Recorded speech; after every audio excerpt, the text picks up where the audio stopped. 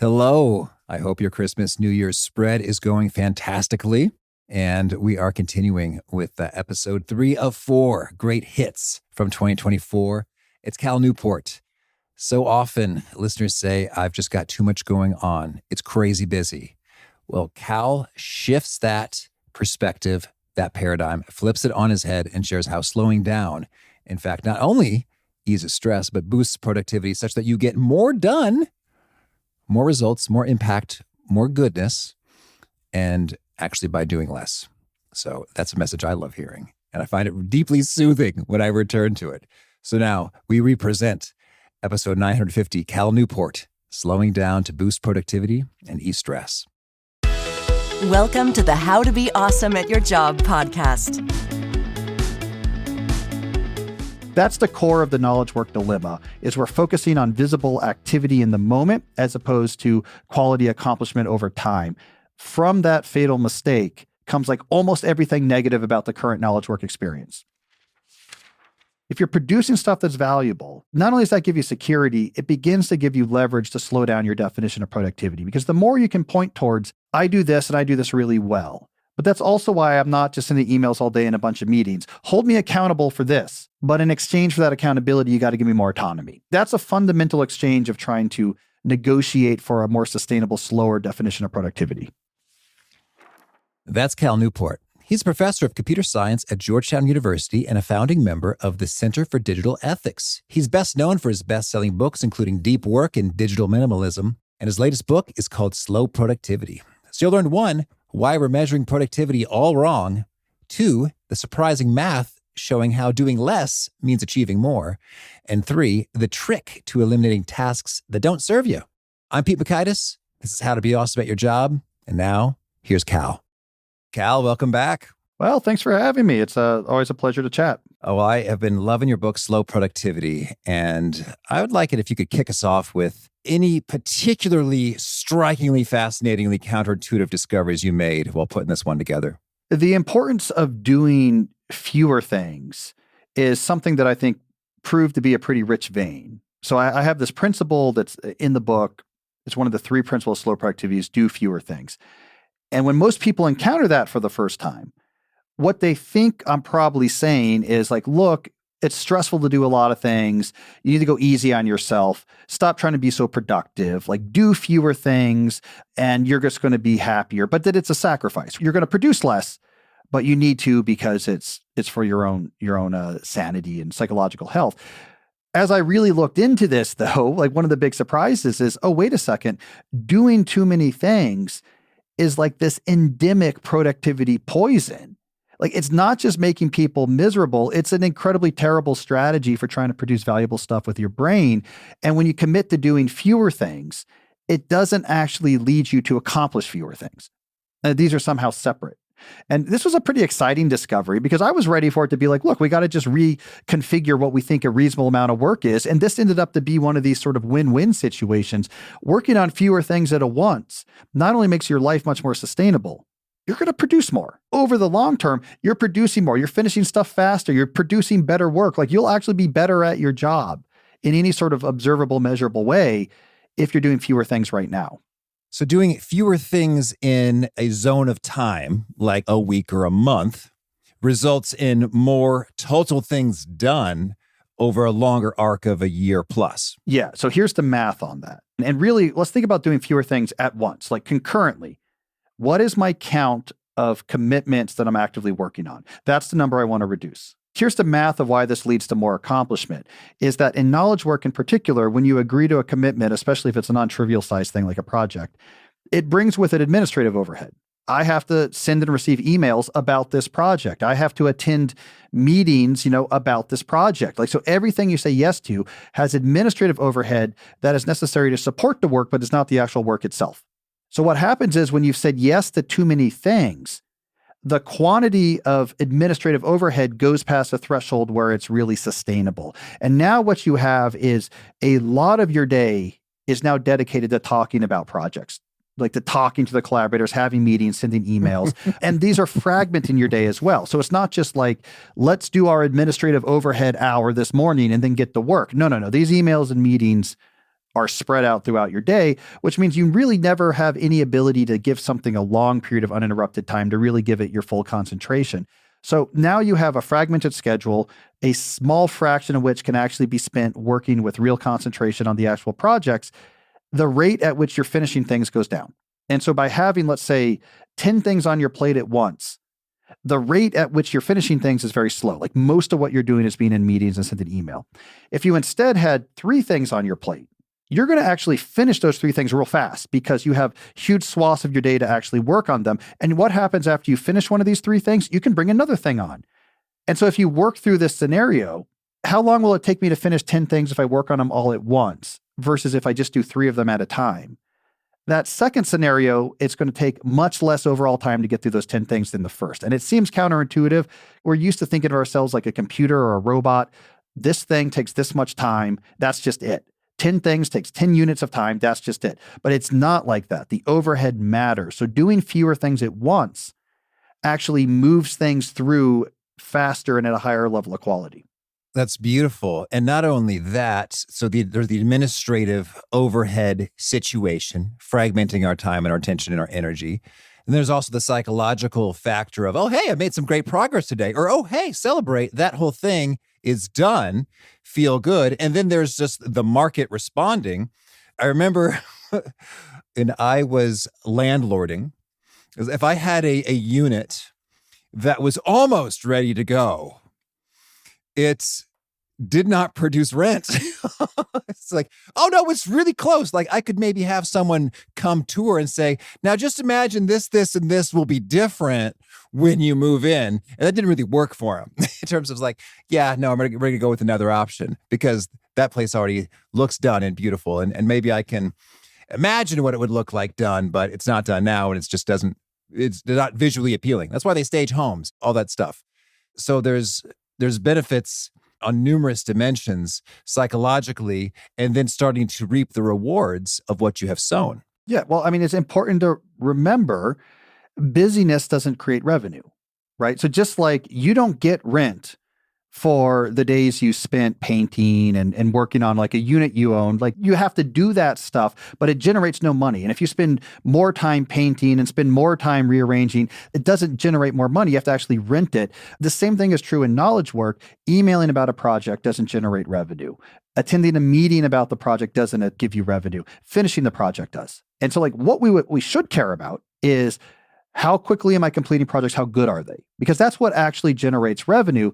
But in knowledge work, more so than in like renting buildings, it's also obfuscated and complicated because, well, I was working on this, but also this, and I have 7 different things I kind of do, and other people are involved, and no one really knows what I did. In that obfuscation, we get a lot of the problems with modern knowledge work because it's hard to just say, you produced 9 this year, and last year you produced 6, and you're doing better. Because it's hard to say that, we tend to fall back on what I call pseudo-productivity, which is, well, let me just focus on this high granularity activity that's highly visible. Emails, meetings, I just see you doing stuff, and so I assume you're productive. That's the core of the knowledge work dilemma, is we're focusing on visible activity in the moment as opposed to quality accomplishment over time. From that fatal mistake comes like almost everything negative about the current knowledge work experience. Cal, this is beautifully articulated. Thank you. And, we love actionable wisdom here, but let's go meta and slow down and say, I would love for you to take us through that whole journey of history, philosophy, perspective, principles on this very concept of pseudo-productivity, knowledge work, and how we have found ourselves in this current state that is kind of jacked up. Yeah, it's a fascinating story. It's what the first part of my book delves completely into, is just understanding how we got where we are. Because this is, by the way, just as an aside, it's a big part of my approach is because I'm also a professor and a founding member of the Center for Digital Ethics at Georgetown. I think a lot about culture, society, and technology and their interactions from this sort of remove of how do these systems work. I think the systems matter. And there's a fascinating story when we look at what's happening in knowledge work that spans from basically Adam Smith to Slack, right? Okay, so here's what we get. Before knowledge work emerges as a major economic sector, which is really the mid-20th century, right? The term knowledge work is coined in 1959. Before that occurred, we had a pretty good handle on what we meant by productivity. Like it was an economic concept that we could measure pretty accurately within specific organizations. It goes all the way back to Adam Smith. So we first get good with measuring productivity in agriculture. And it's a ratio. How many bushels of wheat do I produce per acres of land I have under cultivation? It's a single number. And we also had in agriculture well-defined production systems. Here is how I rotate my crops. If I change how I do this and that number goes up, then I say, oh, this is a more productive way of doing it. And so what we get here is sort of rapid innovation in cultivation of crops and planting systems because we have a number we can track. Okay, we go to mills and factories. We could do the same thing. Now I'm going to measure how many Model Ts are we producing per labor hour I'm paying for. And that's a number. And we have a very clearly defined production system. And if I change something in that, we can see if that number improves. And this is what happened with automobile manufacturing. Henry Ford innovates the continuous motion assembly line with interchangeable parts. And that number went up by a factor of 10. They're like, oh, great. This is a much better way to build cars. And this sort of quantitative productivity journey was massively successful. The industrial sector, the wealth created by the industrial sector, grew at a staggering rate from the 1800s into the 1900s. Some economists would say essentially all of the capital on which the modern Western world was built came from the productivity miracle of being able to measure these ratios, adjust systems, see how those numbers got better. Then we get knowledge work. None of this works anymore, right? Because we're not producing Model Ts and we're not just producing wheat on acres of land.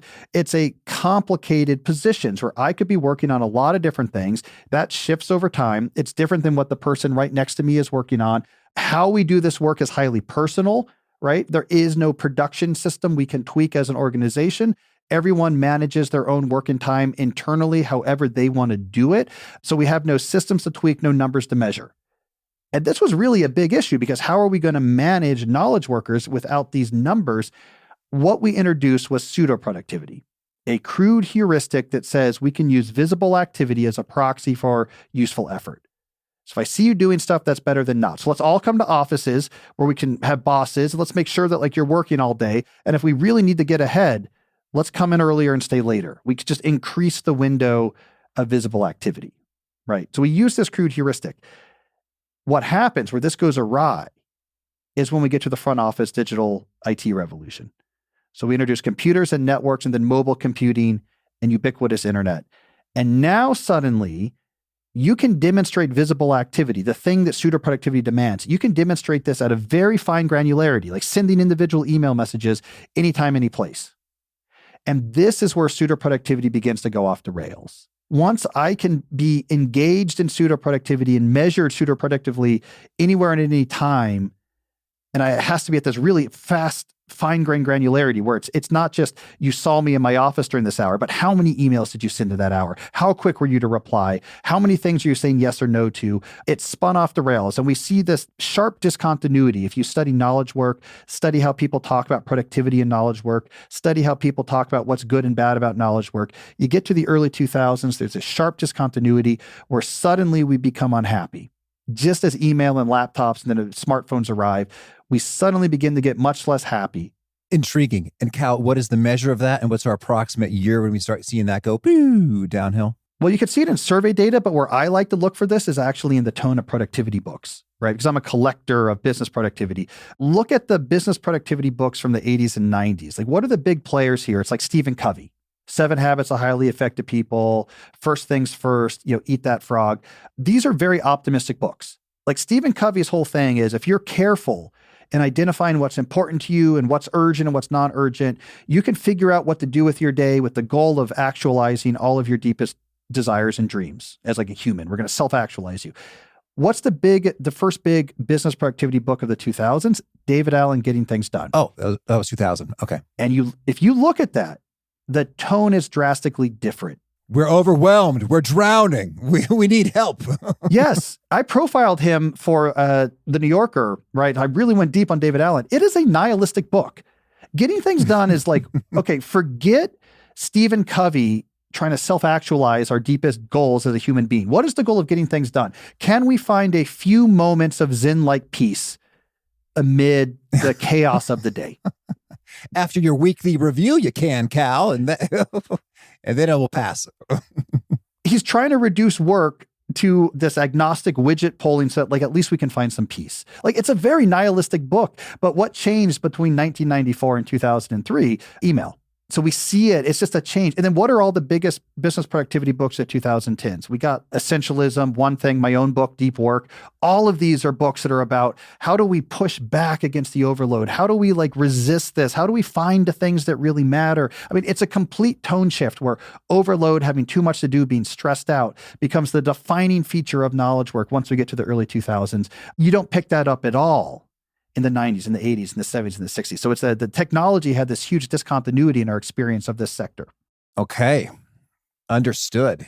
And so then when it comes to the measurement has broken down, what is to be done there in terms of like there are, I think in your book you said we've tried some really stupid things. Like how many lines of code have you written or how many words have you produced? And it's sort of like, well, I mean, were those lines of code brilliantly efficient? Were those words like tremendously insightful, or were they kind of like bloated and lame and blah? So it's like those might have a purpose, kind of, if I can constrain them with a quality paired metric as well. It's a real tricky beast, Cal. What is to be done here? Yeah, well, as long as you're in the pseudo productivity mindset, all the solutions are going to be like that. It's going to be, if activity is what matters, my biggest concern if I'm a manager is you're taking breaks from activities. So I want to make sure, like what was the big concern of managers about remote work? It's like, well, what if there's periods of the day in which the person is not like doing things? That's taken away the bottom line because we imagine knowledge workers like they're on an assembly line. Hey, if you stop putting the steering wheels on the Model T for an hour, we can't produce Model Ts for an hour, right? It's just like very direct. So what is the solution? We have to move away from this activity-based notion of productivity towards something that's more outcome-based. And that allows for a much slower definition of productivity that has a lot more variation, a lot more idiosyncrasies, and is a lot more sustainable and meaningful for the people involved. All right. Can you give us some cool examples or stories or metrics or numbers we might use when we talk about outcome-based? I'm thinking in some fields, it seems pretty straightforward, like sales. Like, okay, there's revenue or gross profit generated from the sales that you've made. And that could look very different in terms of you were cultivating a relationship with a multi-million-dollar account for months or years, and you landed it. And we can measure that in terms of it. And it's way bigger than you hustling with your cold calling and your cold emailing to get dozens of smaller clients. So there's one outcome. Yeah. And sales is an interesting example because I just met a salesman from a big tech company at a book event talking about slow productivity. And you know what he said? He said, look, in our company, because sales is clear, unlike almost every other knowledge work, there's you have these metrics, like what did you bring in, right? And so it's an interesting natural experiment. If we take a knowledge worker where there is a clear metric of success, do we see a drift away from pseudo productivity? And we do. This is what the salesman told me. He said, yeah, in our company, the sales staff doesn't have to go to meetings. Everyone else does. Everyone else, if someone invites, you got to go to meetings, if someone invites you, whatever, everyone in these more ambiguous jobs, yes, but the sales staff, all meetings are optional. Because they have this number and they want that number to be better. And the sales staff is like, that number is worse if I'm going to meetings, right? That's right. What you do is so important. We're not even going to put that at risk for anything. Please go forth and... Yeah. Which shows how important were those meetings in the first place, right?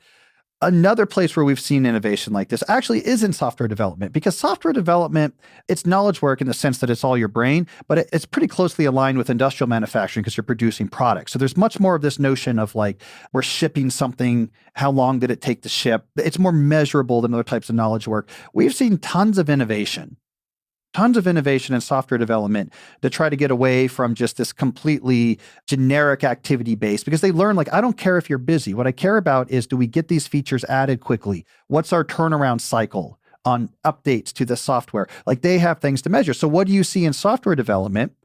You see a move towards these agile methodologies where workload management is transparent and centralized. It's not just, I have a bunch of junk on my plate. It's no, it's all on the wall. And this is what you're working on. And it's just this one thing. You see things like sprinting in software development. We want you to do nothing but work on this feature until it's done. And then we'll talk to you again tomorrow. Because again, whenever we began to see adjacency to actual measurable outcome, all of these tropes of pseudo productivity that are really killing us in digital age knowledge work, they all begin to shatter and fall away. So it's like we have to take that mindset from sales and software development, and we need to move this into more types of jobs, right? But be clear about the workload management, work on fewer things at a time. Just measuring performance at the scale of the year makes a big difference. What did you produce this year? Because when you're talking at the scale of the year, you don't talk about meetings or emails or small things you did. You talk about things you finished. So just having like an annual perspective for thinking about productivity, that makes a difference, right? So all of these types of things, we see it in software, we see it in sales. We need to move that to many more jobs. I like that a lot. The thought associated with what is the time horizon we're looking at. Because if it is a day and I'm looking at how many emails did you send or how many hours were you logged on, it's like that tells me very little. If I look at a year, that could tell me a whole lot. And then I guess in a way, there's some art and science right there in terms of evaluating what's the ideal period by which we should be looking at and thinking about these things. Do you have some perspective there? Well, I mean, even allowing people to figure this out on their own can be really effective. Like you say, okay, I want you just to like make your pitch to me as your boss, like what you did that was valuable this last quarter or this last year. Like you can kind of figure out the time frame when you write about it, just allowing the individual to report like, okay, here's what I've been working on. I completed this, and we're working on this big project and we made this much progress on it. And I think this is all really important. Letting someone just describe why they're valuable, because it's not going to work if I ask you to describe why you're valuable. And you said, look, I just looked up my statistics. I've been sending 150 emails a day. I've been logging 7 hours a day in Teams meetings, right? I've been in a lot of meetings. Like it sounds absurd when someone's asking, quantify why you're valuable. You think about the big things. You think about it at a bigger time scale. You know, there are organizations that do this super explicitly. I profiled these in the New Yorker a few years ago. These organizations that had a very hardcore way of doing this called ROWE, Results Only Workplace Environment, where it was all that matters is results, including like when you show up to work, when you don't, what days you work, when everything is up to you. But they're really, in these environments, they're really hardcore about what are your results. And because of this, it really banishes pseudo productivity culture, right? If you're like, hey, come to all my meetings, you're like, no, because in the end, I'm going to be measured by these things I'm producing, and that's going to hurt me. So no, you got to convince me to come to your meeting. And if it's not going to be worth the time, I'm not going to do it, because all people care about is what I produce. And they're really interesting to study because you see as on the positive side, these hardcore results only environments, a lot of pseudo productivity falls away. On the negative side, it is really difficult for a lot of people to leave the comfort blanket of all the obfuscation you can generate by just sending lots of emails and meetings, because you can't hide anymore. You produce or you don't. And there is, I think, a certain segment of knowledge workers, and it should be acknowledged, that do find some comfort or peace in being able to be much more obfuscated about their work. Like, it's not really clear what I'm doing, but I answer my emails a lot, and I'm in a lot of meetings, and I sort of just, I'm around, and there's nothing. So it feels like I'm being productive. When that goes away, it gets exciting for a lot of people, but it gets scary for some people as well. Yeah, I've heard that in particular about the culture at Netflix. In terms of like, it's exciting and terrifying for this very reason. I think ROWE could also have some potential downsides with regard to collaboration and team camaraderie culture. It's like, I'm out to get my results, period. So get out of my way. So it's tricky to get all the pros without the cons. Well, the security blanket, you might feel secure in the moment, but I would venture to say, if you're not clearly creating value in excess of your salary and payroll costs, your security is quite slim come layoff time. I think that's right. In the good times, where no one needs to be fired, it prevents you from being noticed in a negative light. Like, yeah, I'm not thinking about people. Like, I see them a lot. I'm sure it's fine. I'm not thinking about them. But you're right. When times get tight, all right, now we have to start reducing staff. That's suddenly when people shift their thoughts to not, are you doing something bad, to what good are you bringing? And that's when things get to be dangerous for you. So when times are good, you can just be really active and you're not going to draw any attention. But when times are bad, ultimately people are going to wonder, hey, what do you do? What's the value? Like, What would happen? Office space. What would you say you do here? I would say people, by the way, so my column for the New Yorker during the pandemic was named Office Space, in part because of exactly that reference, that there was a lot of people in the pandemic, especially when they were forced to do all their work from home and they could see like their partners and what their partners were doing for their jobs. And I think a lot of people in knowledge work had that same reaction of like, what would you say I actually do here? Is it I'm a professional Zoom meeting attender? Like, is this really a good use of my graduate degree? I think a lot of people had that crisis. But yeah, back to your point. If you're producing stuff that's valuable, not only does that give you security, it begins to give you leverage to slow down your definition of productivity. Because the more you can point towards, I do this and I do this really well. But that's also why I'm not just sending emails all day in a bunch of meetings. Hold me accountable for this. But in exchange for that accountability, you got to give me more autonomy. That's a fundamental exchange of trying to negotiate for a more sustainable, slower definition of productivity. That's good.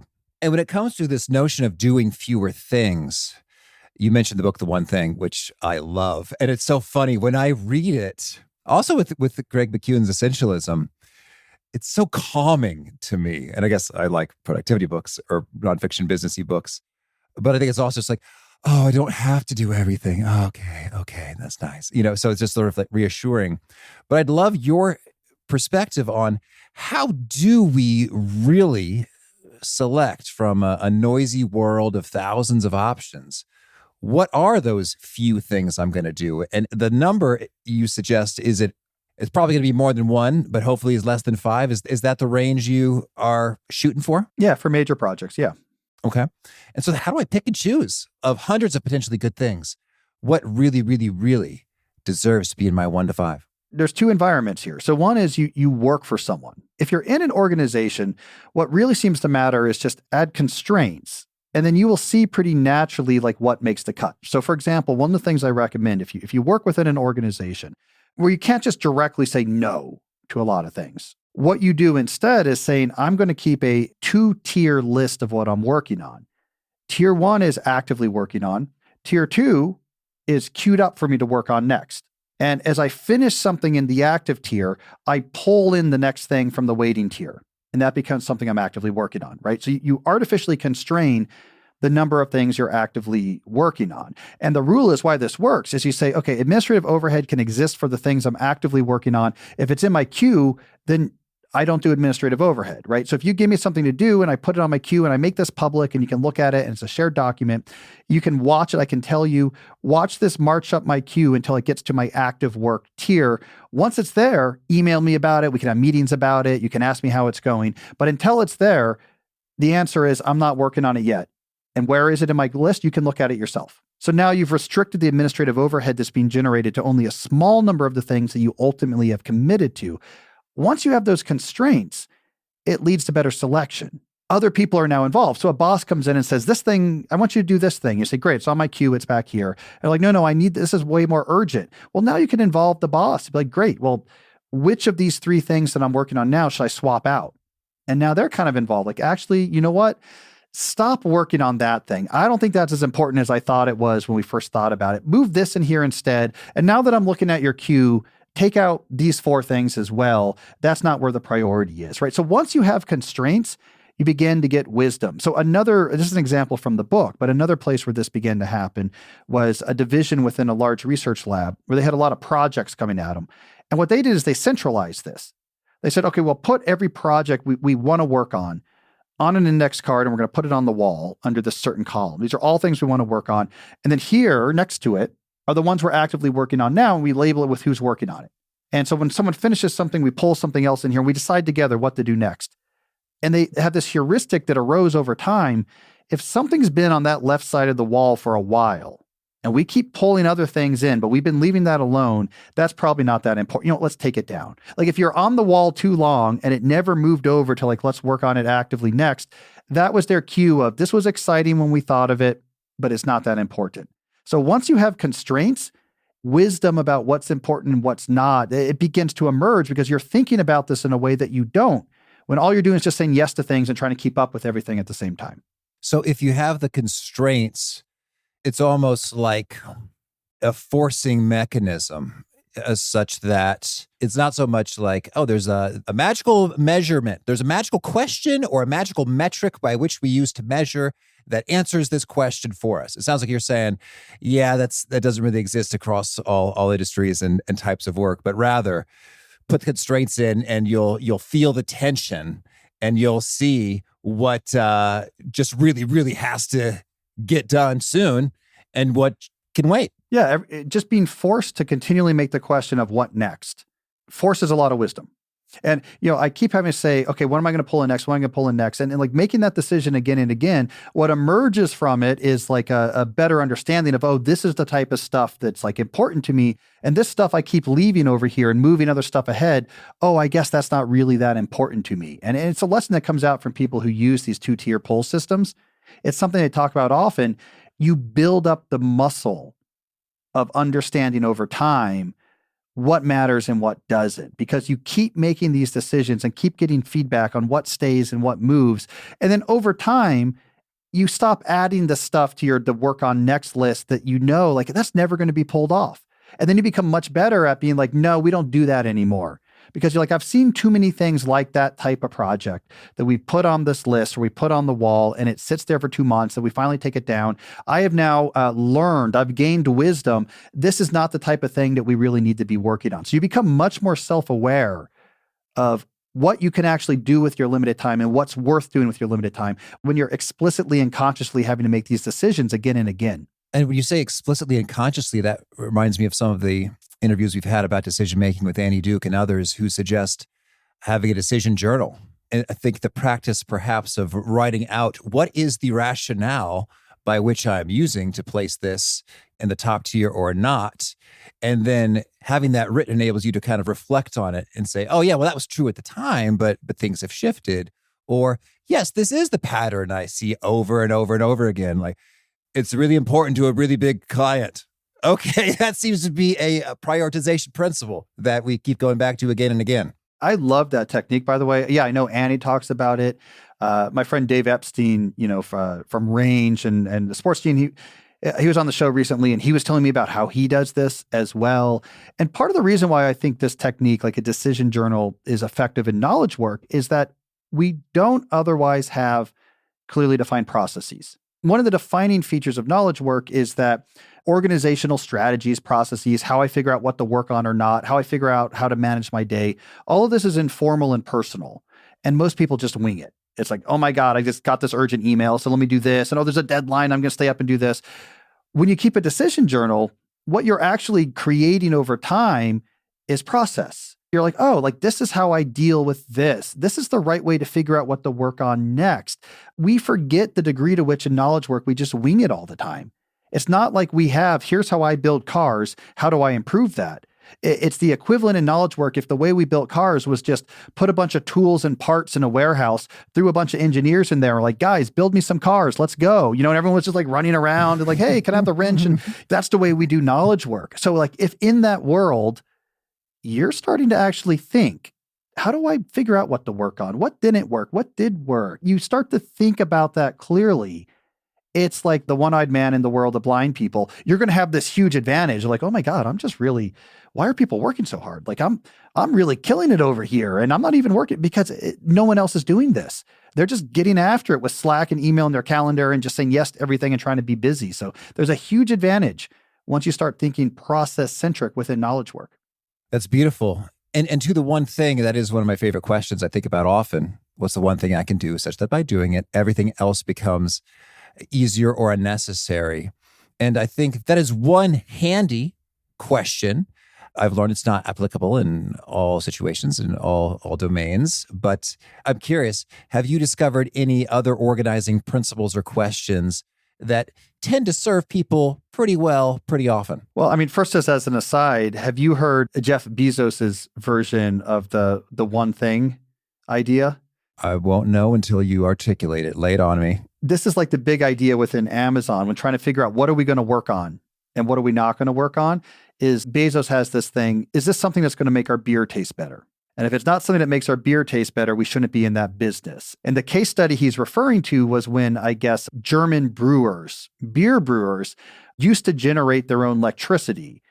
And then at some point, they plugged into a grid instead of generating their own electricity. There's a lot of annoyance and logistical overhead with running your own generators and dynamos. That sounds tricky.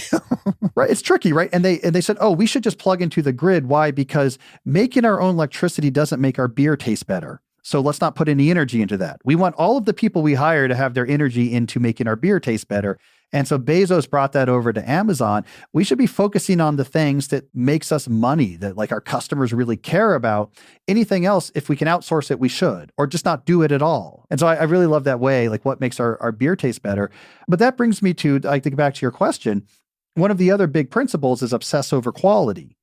And what this is really doing is basically in knowledge work, in some sense, figuring out like what's your equivalent of brewing beer. Figuring out me as an individual employee, what's the thing I do that's most valuable? And if there's nothing really there that's valuable, what's something I can learn to do that's going to be really valuable? And once you identify that, you can focus more of your energy. And my goal is not to be really responsive. My goal is not to make sure that everyone gets everything they need from me as fast as possible. My goal is not to be in every meeting where you need me. No, my goal is to do this thing better.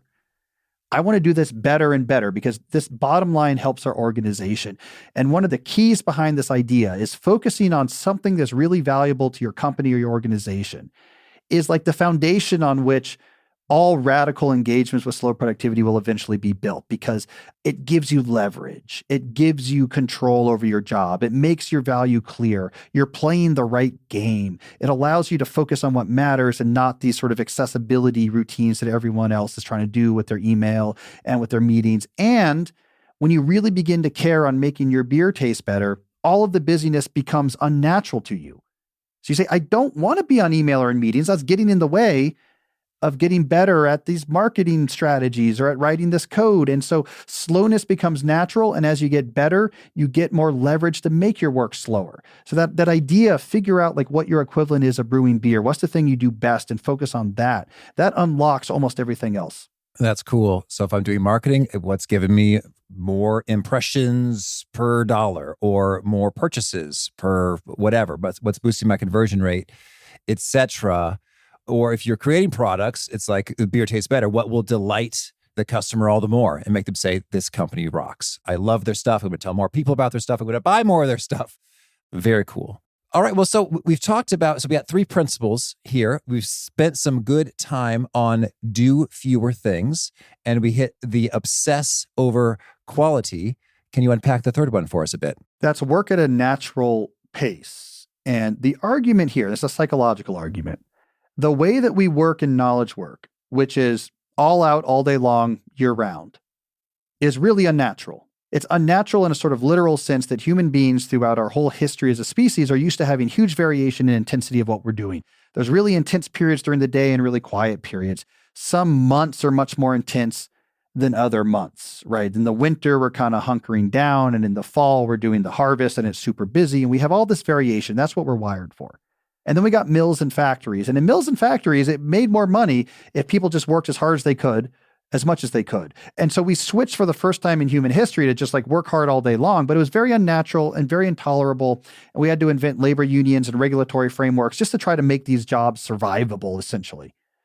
When knowledge work emerged in the mid-20th century, we said, okay, how are we going to organize this labor? And we said, well, let's just do the factory thing. Because that's what was going on. That's what was in the air.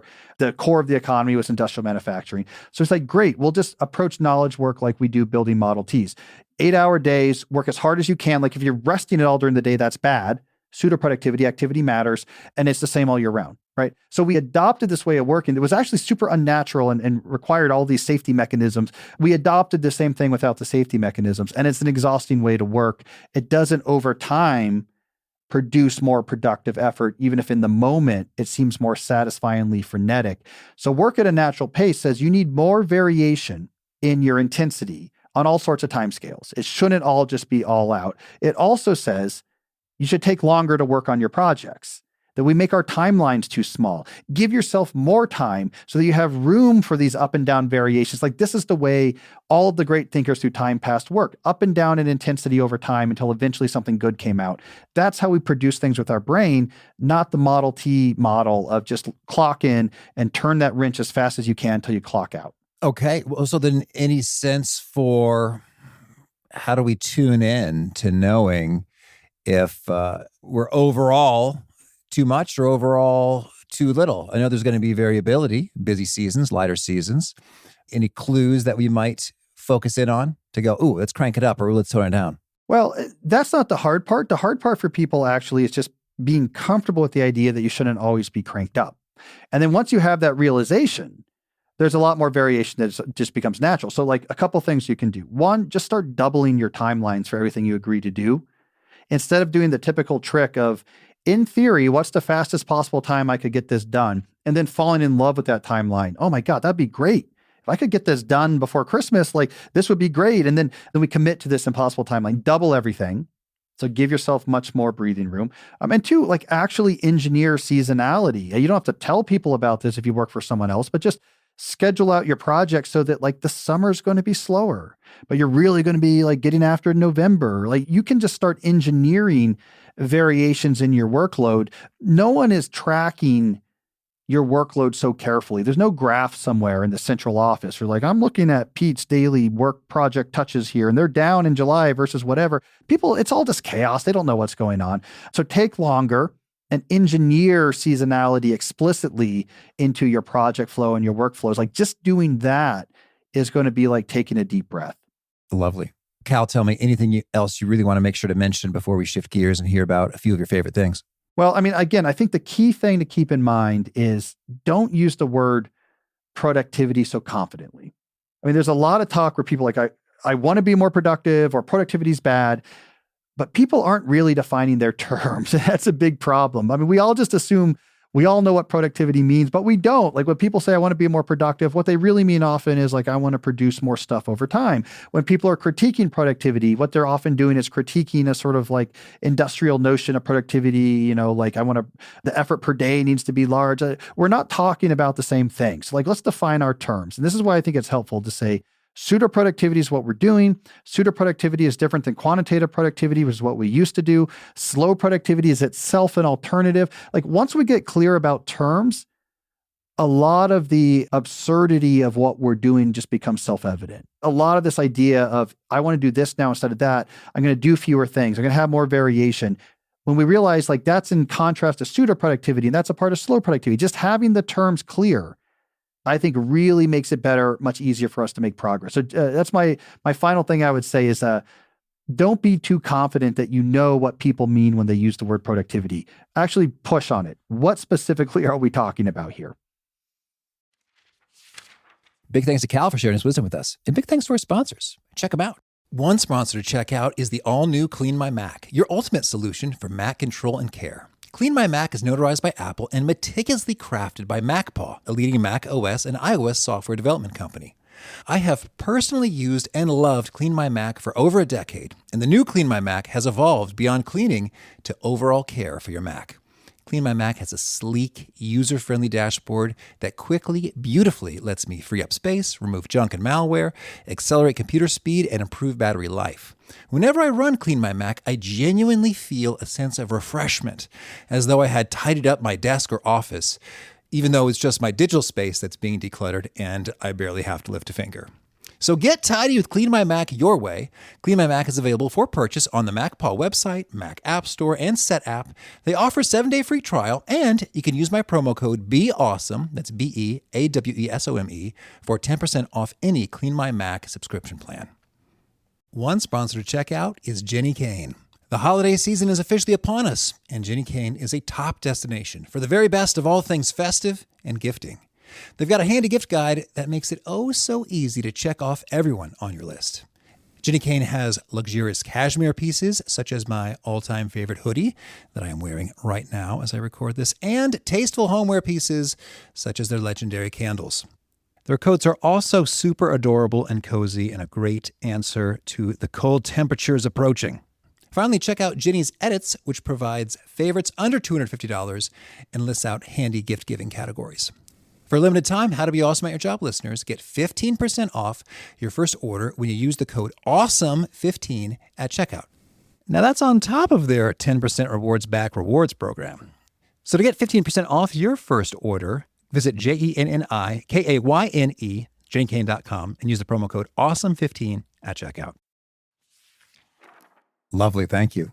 Now, could you share a favorite quote, something you find inspiring? Well, there's an obvious answer to this question because I actually wrote a book with this quote in the title. So maybe I'm telegraphing I like this. Steve Martin, doing Charlie Rowe's interview about his memoir, Born Standing Up, right? And Steve Martin says, people are always asking me, how do you succeed in the entertainment industry? And he says, the answer I give them is never what they want to hear. What they want to hear is like, here's how you find a right agent, or here's how you like get onto the writing staff. And he says, no, what I tell them is be so good they can't ignore you.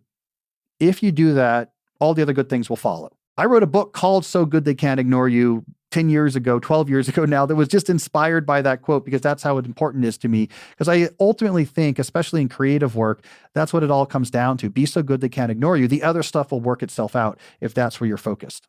And a favorite study or experiment or bit of research? This always shifts, but there's a new study someone just showed me, which I found very satisfying because I don't use social media and I'm often argued with people for various reasons why I should. And one of the reasons they give me is like, well, this is how like you're an academic and like this is how people know about you and know about your work. You have to be yelling at people on Twitter about Trump. And if you're not, like you can't be a successful academic. A new study just came out where they studied the citation count of academics correlated to Twitter engagement and found Twitter engagement does not lead to more citations. It does not lead to more notice to academics' work. What does matter? Doing really good, important work. And so I found that study very satisfying is you're not going to be able to tweet your way into intellectual significance. You just have to do good stuff. And a favorite book? A book I just read, which I really liked, was Abraham Joshua Heschel's The Sabbath. It's a 1950s era book by a great Jewish theologian talking about the Shabbat. But I found like a lot of secular resonance in this book because he was looking at the theology of Shabbat, taking a day off of work, like as it said in Genesis, right, in the Bible. And he has this really cool argument. I wrote an essay about it, but he has this argument that's like, look, you take a day off from work. This is not instrumental. This is not, you have to take a day off work so that you'll be able to do work better when you get back. He says, not instrumental. You take a day off of work so that you can appreciate all the other stuff in life that's important.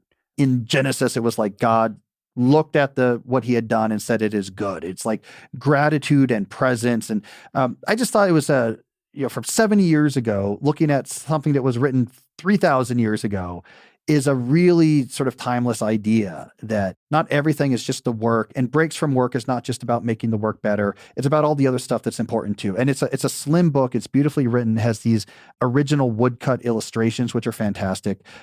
Really cool read. I recommend it. All right. And a favorite tool, something you use to be awesome at your job? I recently have gone down the mechanical keyboard rabbit hole. Because I wore off on my MacBook, I wore all the keys off because I write a lot and the plastic was cheap in this generation. I wore every key off. You can't see any key. And so I got a cover for it with the keys on it and I wore all those off too. So I finally bought a Newphy, N-U-P-H-Y mechanical keyboard. And I love it. Just the click and the clack. It's substantial. I love writing on it. Your fingers spring back up with the keys so that like you can type faster. And I don't know, I write all the time. I enjoy writing more on this than I did when I was on just the MacBook keyboard. So I love my Newphy wireless mechanical keyboard. All righty. And is there a key nugget you share that really seems to connect and resonate with folks? You find it's quoted back to you often? I think people really, more recently, one of the things that come back to a lot is this idea that activity doesn't matter, busyness isn't monetizable, your email inbox is not going to be remembered 10 years from now, but what you produce that you're proud of, that's everything. And just this idea of output over activity, that's what keeps coming back to me. That's what people seem to be quoting when they're talking about this book or calling into my podcast. So I like that. Busyness is maybe satisfying in the moment, but is forgotten in the mist of history. Okay. And you have a final challenge or call to action for folks looking to be awesome at their jobs? Do fewer things. Trust this idea that if you cut down the number of things you're working on right now, you will look back when this year is over and be much more impressed and proud of what actually got accomplished. Cal, this is fantastic stuff. I wish you much fun and slow productivity. Thanks, Pete. I'm going to go slowly get some things done. Boy, Cal's take on the quality accomplishment over time being way more important than visible activity at the moment, it seems sort of obvious. Like, oh yeah, I knew that. Of course. Sure. And yet I found in my own work life that was not the practice that I was engaging in with good consistency. So Cal's actually inspired me. Hey, here we are in April, and this is coming out originally, beginning of a new quarter. I'm like, you know what? I'm going to set specific goals for this quarter, and then I can feel awesome about advancing toward those, bringing each to completion and celebrating, hey, look what I did this quarter. Very good. As opposed to a shorter time horizon each day. It's like, ooh, look at all the activities I did this day. It's harder to step back and feel good about, here's a thing I did. I did a thing. Hooray, celebrate, congratulations, sweet victory, bask in it. On the day horizon versus I found the quarter is working for me so far. So really cool stuff from Cal. If you'd like a summary write-up of the actionable wisdom Cal shared, please subscribe to the Gold Nugget email list. You can find that at awesomeatyourjob.com. Or to just read the particular transcript and links to bits we've mentioned here on this episode, you can find that over at awesomeatyourjob.com/EP950. Hope to catch you next time, and peace. Thanks for listening. To get the most out of the show, we recommend 2 key things. First, check out the extra resources at awesomeatyourjob.com. You can find this episode's transcript and links, as well as the perfect episode for your situation. You can search the full-text transcripts of hundreds of episodes or explore episodes tagged by topic and competency covered. Second, subscribe to the podcast and get future episodes automatically. You can subscribe by telling Siri and several other smartphones and speakers, subscribe to the How to Be Awesome at Your Job podcast, or by tapping subscribe in your podcast player of choice. If you'd like some extra help figuring out podcasts and how subscriptions work, visit awesomeatyourjob.com/subscribe for guidance. Hope to catch you on the next episode of How to Be Awesome at Your Job.